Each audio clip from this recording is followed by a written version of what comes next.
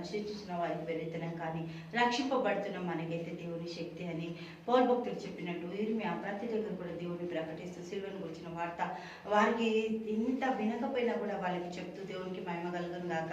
నశించుచున్న ఆత్మలను వెతికి రక్షిస్తూ తీసుకొచ్చి అందరికీ కూడా యూదా జనాంగానికి దేవుని గురించి ప్రకటిస్తూ సువార్తలు చెప్తూ యేసు నామములో ఈ రక్షణ మీకు వస్తుందని వాళ్ళకి ఎంత వివరించి చెప్పినా అర్థం చేసుకుని ఆ జనాంగంతో ఎన్ని మాటలు పడుతూ ఎన్ని బాధలు పడుతూ ఎంతో విధంగా సువార్త ప్రకటిస్తూ ఇర్మియా చేస్తున్న పరిచర్యని మనం చూస్తున్నాం కదా. దేవునికి స్తుతం. పౌలు భక్తుడు అంటూ నేను సువార్త ప్రకటించకపోతే నాకు శ్రమ, నాకు భారం, నాకు వేదన, నాకు ఎంతో అవమానము. ఎందుకంటే దేవుడు తన స్వరక్తం ఇచ్చినను కొనుక్కును. సువార్త దేవుని ఒక పరిచర్య, సువార్త దేవుని వార్త. దేవునికి స్తోత్రం. సువార్త ఎక్కడైతే ప్రబలుతుందో అక్కడ దేవుని జనాంగం ప్రబలుతుంది. దేవునికి మహిమ కలుగును గాక.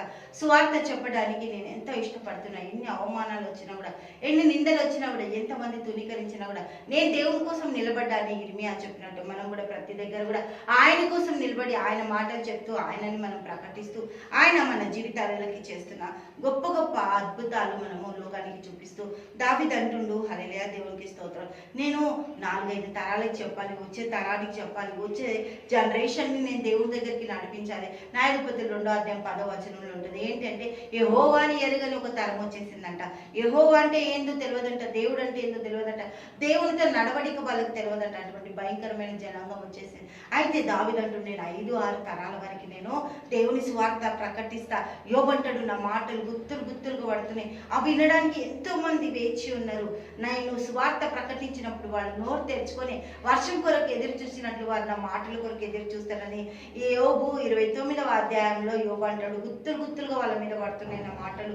ఆ మాటలన్నీ కూడా సువార్త మాటలే, రక్షణ మాటలే, సిలువ మాటలే. నేను ఏ మాటలు చెప్పను. వాళ్ళకి దీవెనకరంగా కలుగునట్లు వారి యొక్క జీవితాలు సమకూర్చబడేటట్టు వాళ్ళు దేవుని కొరకు బ్రతకాలి. కాబట్టి దేవుని మాటలు నేను వారికి తెలియజేస్తా. దేవుని మాటలే వాళ్ళ జీవితాలలో విస్తరింపబడతాయని దేవునికి మహిమ కలుగుందాక. అందుకే ఇర్మియాతో దేవుడు అన్నాడు వాక్యము, నువ్వు తినాలి చెప్పాలి. హెజ్కేలుతో అన్నాడు, దావీదుతో అన్నాడు, యోహానుతో అన్నాడు. దేవునికి మహిమ కలుగును గాక.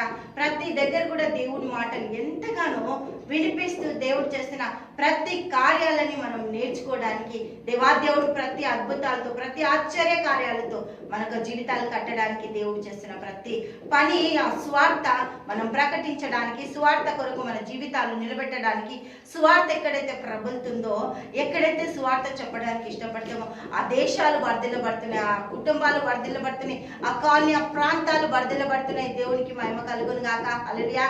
తండ్రి యేసయ్యానికి వందనాలు, స్తోత్రాలు. గొప్పది, అద్భుతకరుడు, ఆశ్చర్యకరుడు, నీకే స్తుతులు స్తోత్రాలు చెల్లిస్తున్నాం తండ్రి.